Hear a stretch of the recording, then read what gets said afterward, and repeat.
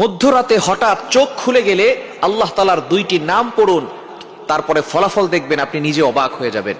মধ্যরাত, এই রাতটা হচ্ছে রাতের শেষ অংশে যদি আপনার চোখ খুলে যায় তাহলে মনে করবেন আল্লাহ তাআলা আপনাকে সফলতার দ্বার প্রান্তে পৌঁছে দেওয়ার জন্য আপনার চোখটাকে খুলে দিয়েছেন। কিন্তু দুঃখজনক হলেও সত্য, আমরা অনেকেই রাতের বেলা হঠাৎ করে চোখ খুলে গেলে অথবা ঘুম ভেঙে গেলে কিন্তু আমরা আল্লাহকে স্মরণ করি না। এই সময়টা হচ্ছে সবচেয়ে গুরুত্বপূর্ণ সময়। বুখারী শরীফের বর্ণনা, নবীজি সাল্লাল্লাহু আলাইহি সাল্লাম জানিয়ে দিয়েছেন, নবীজি সাল্লাল্লাহু আলাইহি সাল্লাম বলেন, রাতের শেষ অংশে, মধ্যরাতের পরেই রাতের শেষ অংশে যখন রাত একেবারে গভীর হয়ে যায়, এই সময়টা আল্লাহ তাআলা প্রথম আসমানে চলে আসেন এবং আল্লাহ তাআলা বান্দাদেরকে ডাকতে থাকেন, কার কি লাগবে আমি আল্লাহর কাছে চাও, আমি আল্লাহর কাছে বলো। অভাবে পড়ে গেছো, বিপদে পড়ে গেছো, তুমি টেনশনে পড়ে গেছো, দুশ্চিন্তায় পড়ে গেছো, আমি আল্লাহর কাছে সাহায্য চাও, আমি আল্লাহ তাআলা সকল বিপদ আপদ থেকে, বালা মুসিবত থেকে তোমাকে হেফাজত করব।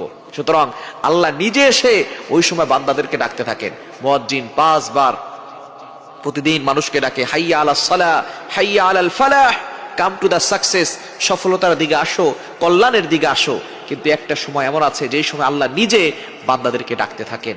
এই সময়টা হচ্ছে মধ্যরাতের পরে রাতের শেষ অংশে। এই সময়গুলোতে, এই সময় যদি আপনার চোখ খুলে যায়, আপনি এই আমলগুলো করতে দেরি করবেন না। আপনার ওযু করার দরকার নাই, ওই অবস্থায় আপনি আমলটি করবেন। আল্লাহ তাআলা দুইটি নাম পড়বেন 11 বার করে। কয়বার? এবং দুইটি নাম পড়ার আগে আপনি 3 বার দুরূদ শরীফ পড়বেন। দুরুদের ভিতরে সর্বশ্রেষ্ঠ দুরুদ হচ্ছে দুরুদ ইব্রাহিম। আমরা নামাজ যেটা পড়ি এই দুরূদটি বেশি বেশি পড়ার চেষ্টা করবেন। আল্লাহুম্মা সাল্লি আলা মুহাম্মদ ওয়া আলা আলি মুহাম্মদ কামা সাল্লাইতা আলা ইব্রাহিম ওয়া আলা আলি ইব্রাহিম ইন্নাকা হামিদুম মাজিদ। আল্লাহুম্মা বারিক আলা মুহাম্মদ ওয়া আলা আলি মুহাম্মদ কামা বারাকতা আলা ইব্রাহিম ওয়া আলা আলি ইব্রাহিম ইন্নাকা হামিদুম মাজিদ। এটা আপনি 3 বার পড়বেন। আর যদি এটা একটু বেশি কষ্ট হয়ে যায় তাহলে সাল্লাল্লাহু আলাইহি ওয়াসাল্লাম, সাল্লাল্লাহু আলাইহি ওয়াসাল্লাম, সাল্লাল্লাহু আলাইহি ওয়াসাল্লাম, এটা 3 বার পড়বেন। এরপর আল্লাহ তাআলা দুইটি গুণবাচক নাম পড়বেন। আল ওয়াহ্হাব, এটা পড়বেন 11 বার।